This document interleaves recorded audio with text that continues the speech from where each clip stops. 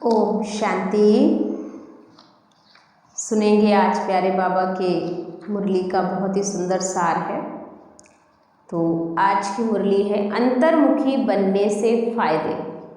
जो बच्चे अंतर्मुखी हैं उनको अंतर्मुखता से क्या क्या फ़ायदे हो सकते हैं उस पर बाबा आज क्लास कराने वाले हैं। तो बाबा ने कहा अंतर्मुखी सदा सुखी होता है। जो अंतर्मुख रहता है, स्वयं को देखता है, औरों को नहीं देखता है, वो आत्मा सदा ही सुखी रहती है, संपन्न रहती है, खुशनुमा रहती है।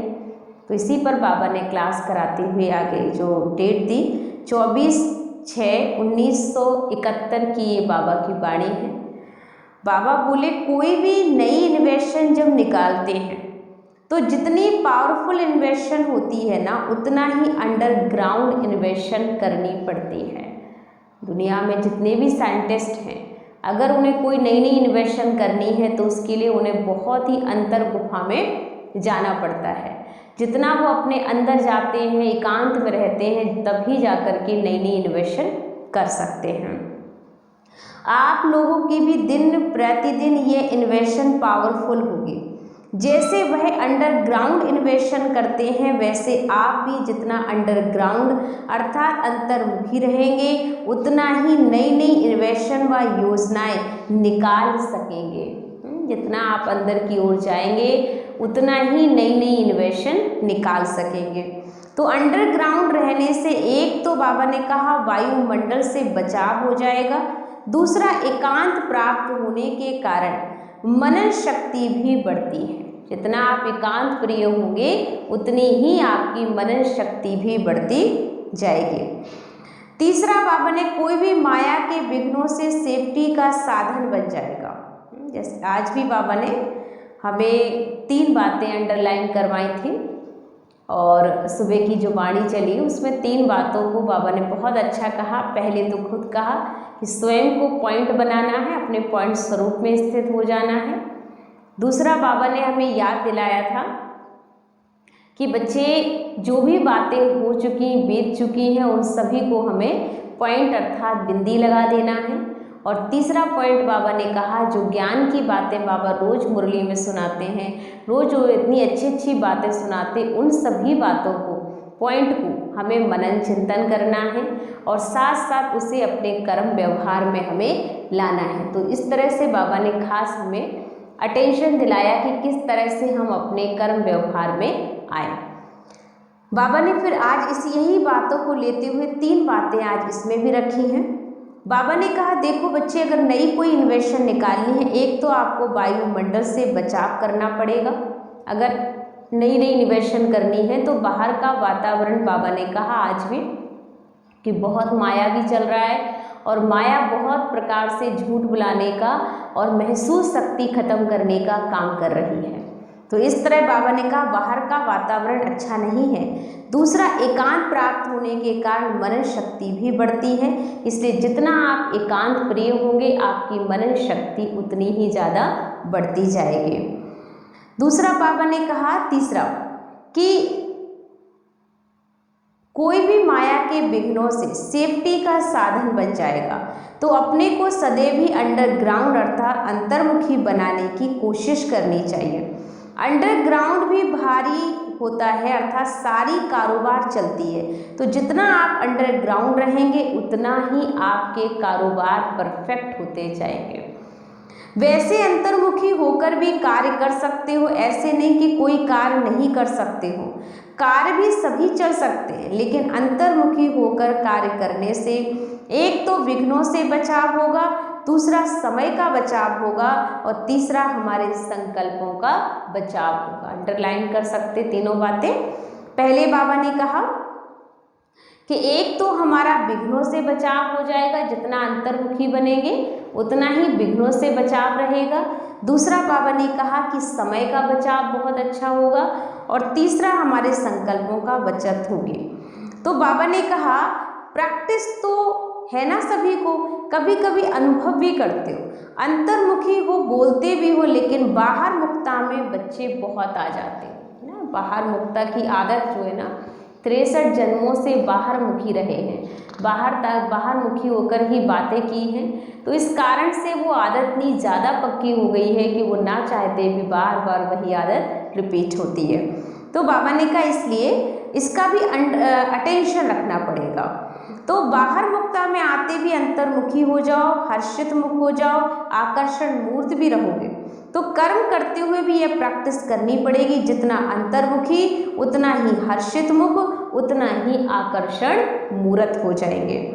तो कर्म करते ये प्रैक्टिस करो, जैसे स्थूल कारोबार का प्रोग्राम बनाते हो वैसे अपनी बुद्धि की क्या क्या कारोबार है, बाबा का कहना है जैसे आप स्थूल कारोबार का अपना एक दिन फिक्स करते हो, वैसे ही बाबा ने कहा बुद्धि की भी कारोबार फिक्स करो। बुद्धि द्वारा क्या करना है, जो प्रोग्राम बनाने के अभ्यासी होते हैं ना, उनका हर कार्य समय पर सफल होता है। इस रीति अपनी भी सूक्ष्म कारोबार है। बुद्धि एक सेकंड में कहाँ से कहाँ जा करके आ भी सकती है। कार्य भी बहुत विस्तार के हैं। तो जब भी प्रोग्राम बाबा ने का सेट करेंगे तभी समय की बचत और सफलता अधिक हो सकेगी। तो ये प्रोग्राम बीच बीच में बनाते रहो, लेकिन सदा काल के लिए। जैसे स्थूल कारोबार सेट करते करते अभ्यासी हो गए हो, वैसे ही ये भी अभ्यास करते करते अभ्यासी हो जाएंगे। इसके लिए खास समय निकालने की भी आवश्यकता नहीं है। कोई भी स्थूल कार्य जो भले अधिक, बाबा ने कहा कार्य जो भी भले अधिक बुद्धि वाला हो, उसको करते हुए भी ये अपना प्रोग्राम सेट कर सकते हो। प्रोग्राम सेट करने में कितना समय लगता है? बाबा कहते हैं ये तो एक ऐसी सहज विधि है कि कुछ भी काम करते हुए भी आप अपना प्रोग्राम सेट कर सकते हो। कैसे? हमें टाइम निकाल कर स्वयं को अंतर्मुखी बनाना है, स्वयं के अपने विचारों पर समय ध्यान देना है कि मेरा समय व्यर्थ तो नहीं जा रहा है, मेरे संकल्प व्यर्थ तो नहीं जा रहे हैं, मेरे द्वारा कोई कर्म तो व्यर्थ नहीं हो रहा है। ये बीच बीच में हमें स्वयं ही चेकिंग करनी है। तो बाबा ने कहा ये प्रोग्राम सेट कर सकते हो। प्रोग्राम सेट करने में कितना समय लगता है? 1-2 मिनट भी ज़्यादा है। ये भी अभ्यास डालना है। अमृत वेले अपनी बुद्धि की कारोबार का प्रोग्राम भी पहले से ही सेट कर देना है।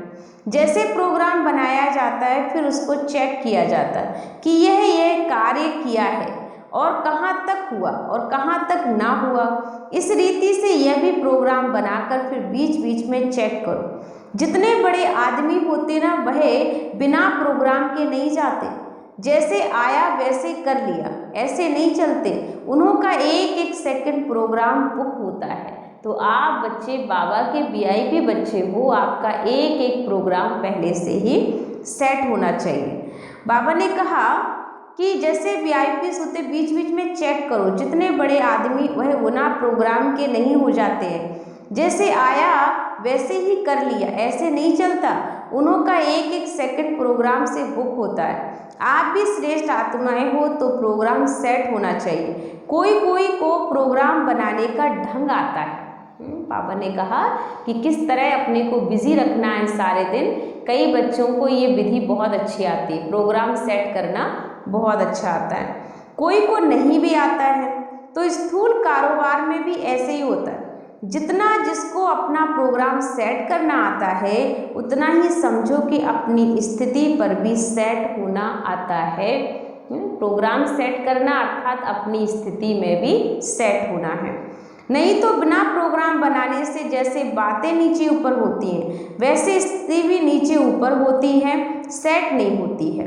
तो इसलिए बाबा ने कहा हर चीज़ का आपको प्रोग्राम बनाना है, क्योंकि प्रोग्राम ही प्रोग्रेस का कारण बनता है। इसलिए सबसे ज़्यादा है कि अपनी प्रोग्रेस करनी है तो प्रोग्राम सेट करो, अपनी स्थिति का प्रोग्राम सेट करो, अपने समय का प्रोग्राम सेट करो, अपने संकल्पों का प्रोग्राम सेट करो।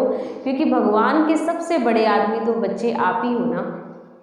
तो आपका हर संकल्प जो है वो श्रेष्ठ कार्य में ही लगना चाहिए, कुछ भी व्यर्थ ना हो। तो जितना जिसको बाबा ने कहा अपना प्रोग्राम सेट करना आता होगा, उतना ही समझो अपनी स्थिति पर भी वो सेट है, उतनी ही बाबा ने कहा स्थिति पर भी सेट होना आता है। तो इसलिए अगर अपनी स्थिति में सेट होना है तो प्रोग्राम भी स्वयं को ही स्वयं सेट करना पड़ेगा। तो बाबा के ये थे आज के जो महावाक्य थे, अंतर्मुखी बनने से क्या क्या फायदे हो सकते। मुरली तो बहुत छोटी थी आज की, क्योंकि 2 ही पेज की बाबा की मुरली है। लेकिन इस मुरली से आज हमें बहुत कुछ सीखने को मिला कि किस तरह से हम अंतर्मुखी सदा सुखी आत्मा बन सकते हैं, क्योंकि अंतर्मुखता ही हमें जो है सुख शांति की ओर लेकर जाएगी। तो जितना हम अंतर्मुखी रहेंगे, अपने आप को रीड कर पाएंगे, अपने विचारों को चेक करेंगे, उतना ही हमारा मन भी शांत रहेगा और दूसरे के मन को भी हमारे द्वारा शांति के वाइब्रेशंस मिलेंगे। ओम शांति।